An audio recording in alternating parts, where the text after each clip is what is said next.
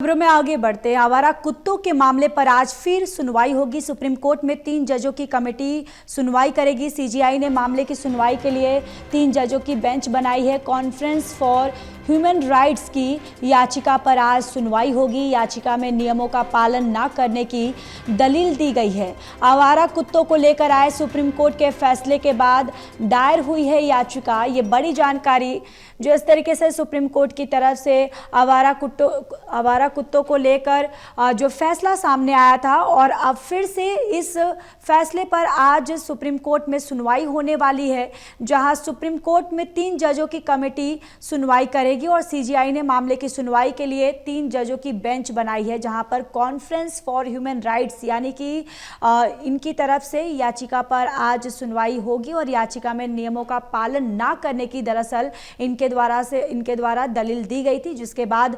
3 जजों की बेंच जो है सीजीआई की तरफ से बनाई गई है और आज सुप्रीम कोर्ट में फिर से इस पूरे मामले पर सुनवाई होगी।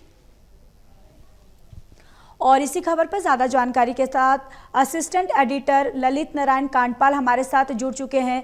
ललित, आज फिर से आवारा कुत्तों के मामले पर जो सुप्रीम कोर्ट में सुनवाई होगी, ये सुनवाई कब तक होने वाली है और क्या फैसला आने की उम्मीद जताए जा रहे हैं?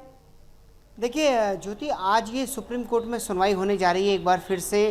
अब इस पूरे मामले की जो सुनवाई है वो 3 जजों की बेंच करने वाली है और आज इस पूरे मामले पर जो है सुनवाई होगी तो उसमें ये पता चलेगा कि आखिरकार किस तरीके से जो है क्योंकि जो इसमें याचिका करता है उन्होंने कहा है कि कुत्तों के लिए जो सरकार की ओर से, जो विभागों की ओर से गाइडलाइन बनी हुई है कि उनकी नसबंदी की जानी है, उनकी संख्या बढ़े ना, इसके लिए नियंत्रण किया जाना है, वो काम कतई नहीं हुआ है। और उसी का नतीजा है कि कुत्तों की संख्या एक तरह से ज़्यादा बढ़ गई है। उन्होंने ये भी कहा है कि इस पूरे मामले पर जो है दोनों पक्षों की बात को सुना जाना चाहिए और जिस तरीके से ये फैसला आया है ये फैसला न्यायोचित नहीं है। उन्होंने साफ तौर पर यह भी कहा, हालांकि सुप्रीम कोर्ट का फैसला आने के बाद हमने देखा कि एक और जहां इस फैसले के पक्ष में कई लोग हमको प्रदर्शन करते हुए दिखाई दिए, वहीं इसके खिलाफ भी जो है कई जगहों पर मार्च हुआ है। लोगों की डिमांड है कि उनको, पशुओं को जो है एक अलग तरीके से नहीं रखा जा सकता है। ये वो जीव हैं जो इंसानों के बीच में रहते हैं और हमेशा से ही रहते आए हैं।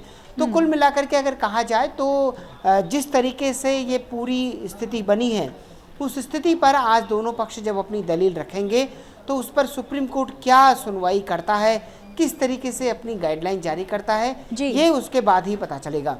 बिल्कुल ललित, जिस तरीके से सभी ने देखा कि देश में 2 तबका हो गया, एक इस फैसले के समर्थन में और दूसरा जो तबका था वो इस फैसले के विरोध में नजर आया। लेकिन ललित, आपसे जानना चाहेंगे कि जो 3 जजों की ये कमेटी गठित की गई है, इनमें कौन कौन शामिल है? क्योंकि जानकारी निकल कर ये सामने आ रही है कि ये जो कमेटी बनाई है इसमें जो पहले जज जो थे जिन्होंने फैसला सुनाया था वो शामिल नहीं होंगे।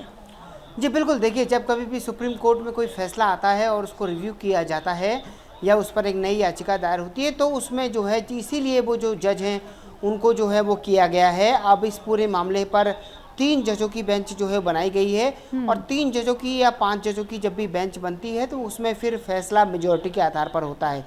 जो भी जज मेजॉरिटी पर रहेंगे, यानी कि अगर 2 जज ये कह देते हैं कि ये फैसला कंटिन्यू रहना चाहिए तो फिर इस फैसले को कोई नहीं बदल पाएगा।